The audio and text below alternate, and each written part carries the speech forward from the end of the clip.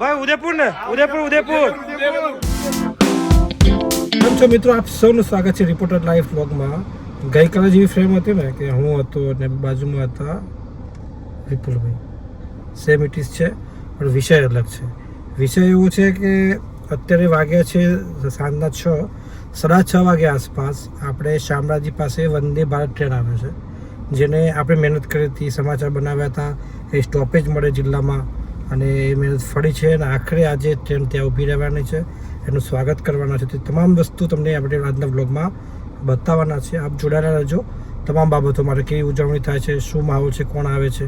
Okay, finally આપણે પહોંચી ગયા છે શામળાજી રોડ રેલવે સ્ટેશન ખાતે અને આપણે સરસ જો તમને એક વસ્તુ એ બતાવો અહીં આવ્યા પછી.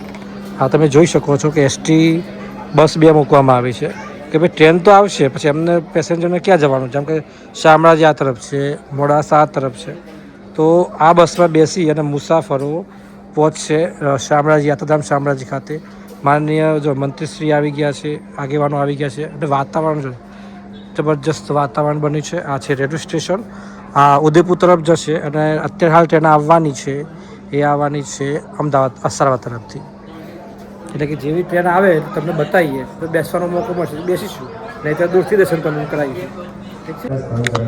જો અત્યારે આપણે રેલવે સ્ટેશન ઉપર છે, ટાઈમ લગભગ 6:30 થવા આવ્યા છે અને ટ્રેન છે ને જે વંદે ભારત માટે જે ટ્રેન આવવાની છે થોડીક ક્ષણોમાં આવશે. એનો ઓપનિંગનો કાર્યક્રમ આ જગ્યાએ રાખવામાં આવ્યો છે. આ છે સ્ટેશન, આ સ્ટેજ બનાવ્યું છે, નેતાઓ આવી ગયા છે અને બસ આપણે આ રેલવે સ્ટેશને ઊભા છીએ. સરસ, થોડીક ક્ષણોમાં આવશે રેલવે, બસ એની રાહ જોવાઈ રહી છે. પરિણામ સારું મળે ને, જો પોઝિટિવ રહું, પરિણામ હંમેશા સારું મળે જ છે, રજૂઆત જરૂરી છે. બસ આ થોડું ગમ્યું નહીં, બસ કેમ કે તમારે પેલી સાઈડ જવું હોય ને પેલા પ્લેટફોર્મ પર છે, ત્યાં જવાનું, ત્યાંથી આમ ફરીને પછી જવાનું, એ થોડું દૂર પડી જાય છે.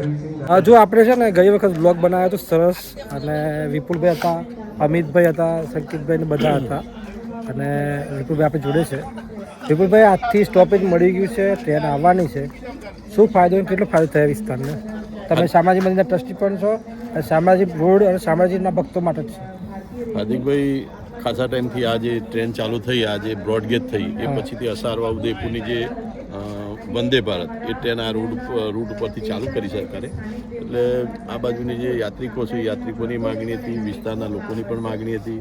બીજા અસારવા ઉદયપુર જે ટ્રેન છે એનું સ્ટોપેજ અહીં શામળાજી ખાતે આપવામાં આવે, જેથી સ્થાનિકોને બહુ વર્ષો પછી એક ટ્રેનની સગવડ જે મળી છે, જે અહીં લોકલ લોકો છે એ લોકોને, અને સાથે સાથે યાત્રિકોને મળી છે. એટલે દરેકની માગણી હતી કે સ્ટોપેજ આપવામાં આવે.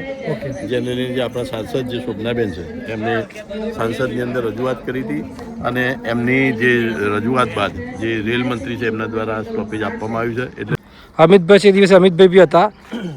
વંદે ભારત ટ્રેન આવી ગઈ છે હવે આખરે. આપણે એ દિવસે બ્લોગ બનાવ્યો તો પ્રશ્નો રજૂઆત પણ કરી હતી, તમે ફાયદા પણ જણાવ્યા હતા. શું કેવું થાય છે, કેવી ખુશી થઈ રહી છે અત્યારે? બસ અરવલ્લી જિલ્લાવાસીઓ આજે ખૂબ સરસ ખુશ છે અને અધર વ્યક્તિઓને પણ અહીંયા કાળિયા ઠાકોરના દર્શન કરવાનો લાભ હવે સરસ રીતે મળશે. અહીંયા ટ્રેનો ઊભી રહેશે અને ખાસ કરીને વંદે ભારત ટ્રેનનું સ્ટોપેજ જે આપણે પહેલા પણ એક એપિસોડ કર્યો હતો એ વખતે ઘણી બધી હતી, કોમેન્ટો આવી હતી. સારી એવું અહીંયા સ્ટોપેજ થઈ ગયું છે, એ બદલ ખૂબ ખૂબ આભાર રેલવે તંત્રનો. સાચી વાત, સાંભળી વાત આપણી. આપણો વાત પહોંચો ખરો ભાઈ દિલ્હી સુધી સંસદ બેની રજૂઆત કરી, જે કરે સાંભળ્યો ભગવાન કરે. વાહ વાહ વાહ, સાચી વાત. નથી કરતા એના ભક્તોને ક્યારે તકલીફ પડવા દેતો નથી. વચોટિયા માણસ છે, એમ કેવું ખબર છે કે કામ બતાવ્યું, લોકોએ જોયું, તંત્રએ સાંભળ્યું, કામ થયું. એક લોકોનું અને ભક્તોને આજે બસ ખુશીનો માહોલ જોરદાર, ખૂબ જોરદાર વાત કરી. જગ્યા હોય કઈ સમસ્યા હોય તમને જણાવજો, અમે આવશું. યસ જરૂર. બધા મિત્રો છે, દેવાંગ છે, કથન છે, બધા અમારા પાજીઓમાં પાજીને શું ફાયદો થાય, કદાચ અહીંયા ટ્રેનોનું વધી જશે તો પાજી હોય નાસ્તાની. અરે એમને ઉદયપુર જવા માટે સીધો ફાયદો થઈ ગયો. અહીંથી ઉદયપુર નાસ્તાનો સ્ટોલ બી કરેલો, એની સીધું ઉદયપુર જશે. સાહેબ અનિલભાઈ સાહેબ આવ્યા છે. સાહેબ, આપણો વ્લોગ છે રિપોર્ટર લાઈવ વ્લોગ. આપે પણ એ વખતે ઇન્ટરવ્યૂ આપ્યું હતું, સરસ માગણી પણ કરી હતી, માગણી આખરી પૂરી થઈ છે. શું કહેશો આપ? અરવલ્લી એ મારી દ્રષ્ટિએ આજ સુધી ન ધણિયાતો જિલ્લો હોય એ પ્રકારની સ્થિતિ હતી. હા, પણ આ રેલની જે કનેક્ટિવિટી, વંદે ભારત, આટલી સ્પીડ અને સલામત અને સુરક્ષિત અને ઝડપી યાત્રા, અને એમાં ખાસ કરીને અમારું શામળાજી સ્ટેશન તો દેશભરના રાજસ્થાન અથવા દિલ્હી તરફથી આવનારા યાત્રાળુઓ અથવા તો ગુજરાતભરમાંથી આવનારા અમદાવાદ તરફથી આવનારા યાત્રાળુઓને આ અમારા મંદિરના દર્શનનો વિશેષ લાભ મળશે. યાત્રીઓની સુવિધામાં વધારો થશે. હું ભારત સરકાર, નરેન્દ્રભાઈ મોદીજી, અશ્વિની વૈષ્ણવજી અને અમારા સંસદ સભ્ય શોભનાબેન બારૈયાજી, મયંકભાઈ નાયકજી, આ બધાનો ખૂબ ખૂબ હૃદયપૂર્વક આભાર માનું છું.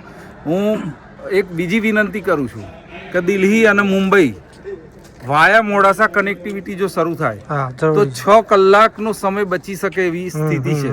તો સરકારે ભવિષ્યમાં દિલ્હી મુંબઈ રૂટ વાયા મોડાસા નડિયાદ એ કરવામાં આવે તો આ વિસ્તારના યાત્રિકોને ખૂબ મોટો લાભ થાય એવો છે, સુવિધા મળે એવી છે, સમય, શક્તિ અને પૈસાનો વ્યય અટકે એવો છે, એવી મારી વિનંતી છે. ઓકે સાહેબ, ખૂબ ખૂબ આભાર સાહેબ.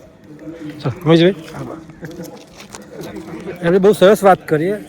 અરવલ્લી જિલ્લો એક એવો જિલ્લો છે કે રેલવેની સુવિધાના નામે એમને મીંડું હતું. કારણ કે જે પ્રકારે રેલવે માટે સૌથી વધુ તડપ્યો હોય ને રાજ્યમાં તો અરવલ્લી જિલ્લો છે. રેલવેની કનેક્ટિવિટી જ ના મળે. એકાદ રેલવે આવે ને એ પણ કેવું અઠવાડિયામાં એક વખત આવે, એ પણ નાનું સ્ટેશન. એટલે કે આ જે રેલવે લાઈન તમે જુઓ છો ને એ બ્રોડગેજ થયા પછી આટલો વિકાસ જોવા મળે છે. અને કહેવાય ને કે આખો ભારત દેશ રેલવેની કનેક્ટિવિટી, આખા એશિયામાં આપણી રેલવે કનેક્ટિવિટી ટોપ પર આવે છે. એવામાં આખો દેશ જ્યારે રેલવેમાં પડતો હોય ત્યારે અરવલ્લી જિલ્લો કેવો હતો કે જ્યાં રેલવેની સુવિધા ખૂબ ઓછી હતી. મોટા મોટા ધાર્મિક સ્થાનો ઉપર જવું હોય તો પણ ખૂબ તકલીફ પડતી હતી. એટલે આવા સંજોગોમાં ખૂબ સારા સમાચાર છે અને હવે કનેક્ટિવિટી વધી રહી છે. આપણે માટે આશા રાખીએ કે આપણો અવાજ છેક દિલ્હી સુધી પહોંચે. જો આ બીજી ટ્રેન આવી ઉદયપુર તરફથી આવી અને એ જાય છે અમદાવાદ.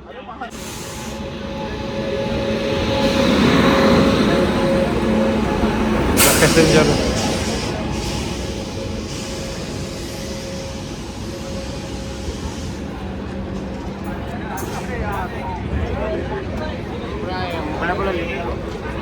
પેક છે, પેક એ પેક છે. સેકન્ડ પેક જ પેક.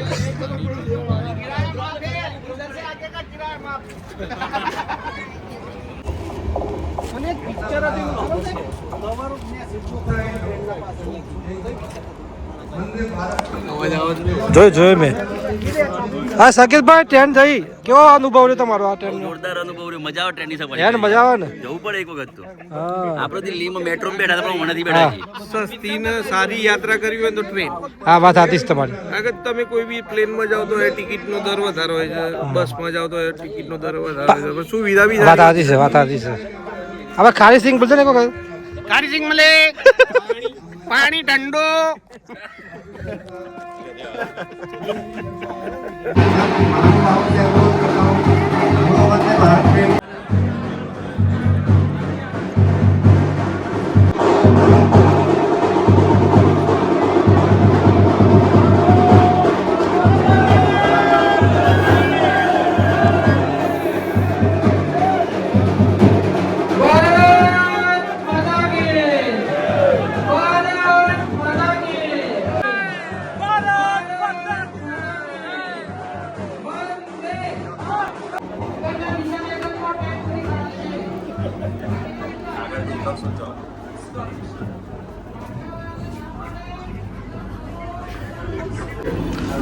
ચીલ્ડ છે, ચીલ્ડ એસી.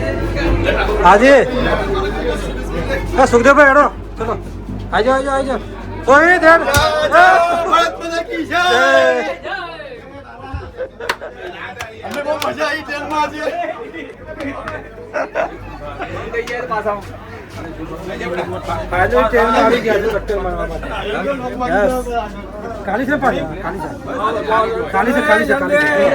જો જો મિત્રો, હા ચલો ચલો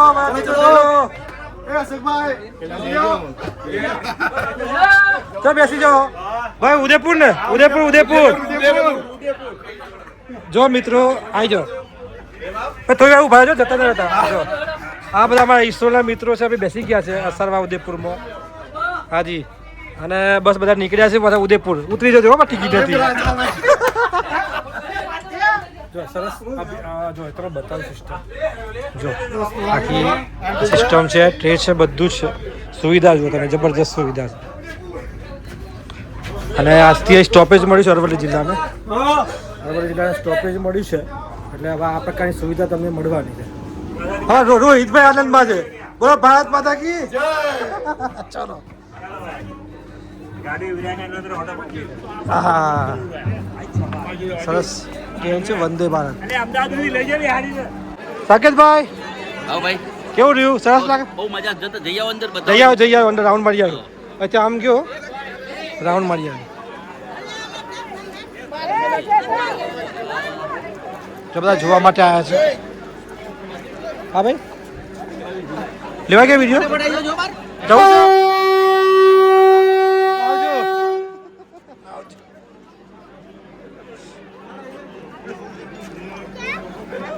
ઓકે ઓકે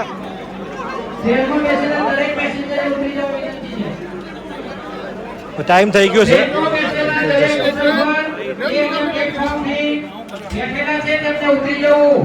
દરવાજા આપોઆપ બંધ થયા ગયા બાદ ખુલશે નહીં.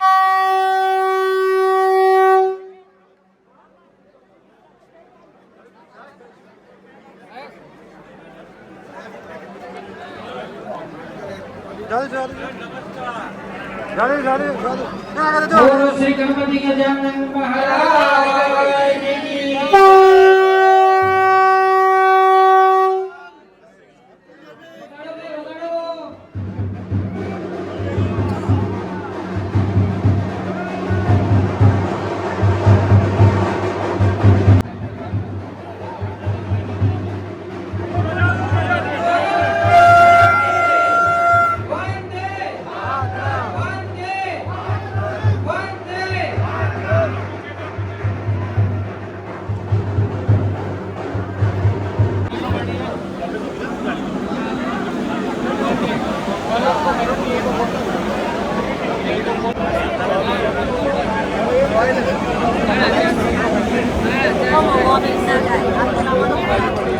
જે મુસાફરો આવે ને એ હવે આ બસમાં બેસી જશે. જો બસ નીકળી ઓપનિંગ થઈ ગઈ.